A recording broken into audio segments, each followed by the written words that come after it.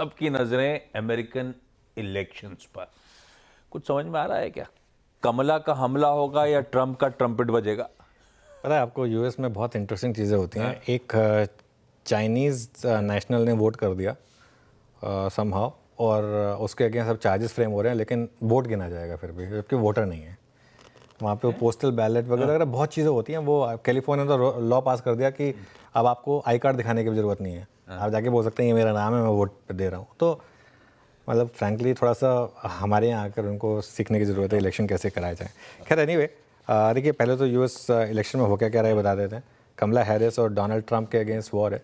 वहाँ पे bi party system है। तो कमला हैरिस ऑब्वियसली डेमोक्रेट और Donald Trump Republican right wing होते हैं, डेमोक्रेट्स बेसिकली मॉडरेट होते हैं, थोड़ा सा लेफ्ट लीनिंग होते हैं।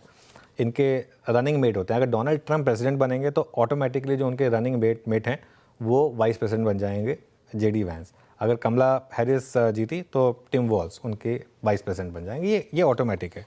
और 5 नवंबर को इलेक्शन होने हैं, और शपथ ग्रहण होते होते तो 20 जनवरी हो जाएगी। लेकिन इलेक्शन का आउटकम अनलेस कोई बहुत ज़्यादा क्लोज हो कुछ स्विंग स्टेट में, 5 की 5 को ही आ जाएगा, उसी दिन आ जाएगा। ठीक है। डेमोक्रेट्स के क्या मुख्य मुद्दे हैं? Civil rights, social security, climate change. और रिपब्लिकन्स के क्या मुद्दे हैं? इकोनॉमी, बेसिकली कम टैक्स, सरकारी मशीनरी में कटौती थोड़ी सी, ये इनके मेन मुद्दे हैं। अच्छा, इलेक्शन होता कैसे है ये समझना जरूरी है, यूएस का इलेक्शन, क्योंकि अभी हम लास्ट राउंड में, इसके मैं थोड़ा सा टाइम स्पेंड कर रहा हूँ। टेक्निकली आप सीधा प्रेसिडेंट चुनते हैं, लेकिन उसमें एक पेंच है हल्का सा। पॉपुलर वोट से नहीं चुना जाता। मतलब कई बार ऐसा हो सकता है कि जैसे हिलरी क्लिंटन को ज़्यादा वोट मिले थे, लेकिन फिर भी डोनाल्ड ट्रंप प्रेसिडेंट बन गए थे, क्योंकि आप एक इलेक्टोरल कॉलेज चुनते हैं। आप पूरा का पूरा स्टेट चुना जाता है, और फिर वो इलेक्टोरल कॉलेज होता है, उसमें फिर वो डिसाइड करता है कि प्रेसिडेंट कौन बनेगा। 538 इलेक्टर्स चुने जाते हैं बेसिकली 50 राज्यों में से, जिसको 270 प्लस मिल गए वो बेसिकली प्रेसिडेंट बन जाता है।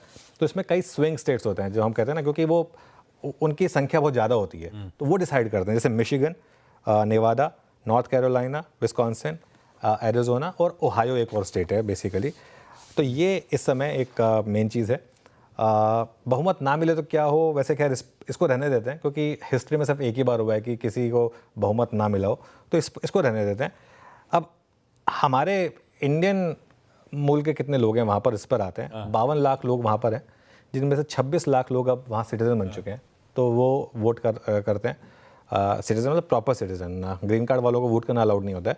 और काफ़ी पॉपुलर, मतलब काफ़ी वोट करते हैं इंडियन वहाँ पर। राजनीतिक तौर पर माना जाता है कि सबसे ज़्यादा सक्रिय। पिछले हफ्ते डोनाल्ड ट्रंप ने उनको लुभाने की कोशिश भी की थी। एक बहुत अच्छा ट्वीट भी डाला था उन्होंने, हाँ, दिवाली विश के साथ साथ पूरा बैकड्रॉप। एग्जैक्टली। तो 71% इंडियंस ने वोट किया था, इंडियन अमेरिकन ने वोट किया था, और इस बार 75% तक वो आंकड़ा पहुँच सकता है। और अब जो जितने भी पोल्स आ रहे हैं उनमें लीड कमला हैरिस को है। ये माना जा रहा है कि कमला हैरिस अब काफ़ी आगे निकल चुकी है। लेकिन जैसे कहते हैं ना भाई, जब तक लास्ट वोट ना काउंट हो जाए तब तक कुछ कह नहीं सकते। देखते हैं क्या आएगा डिसीजन। लेकिन जो भी है, बहुत फैसिनेटिंग रहता है यूएस का इलेक्शन। मैं तो, मुझे याद है इतने सालों से यूएस इलेक्शन ट्रैक कर रहा हूँ, हर 4 साल में वहाँ पर इलेक्शन होते हैं, तो मज़ा आएगा इसमें जो भी होगा।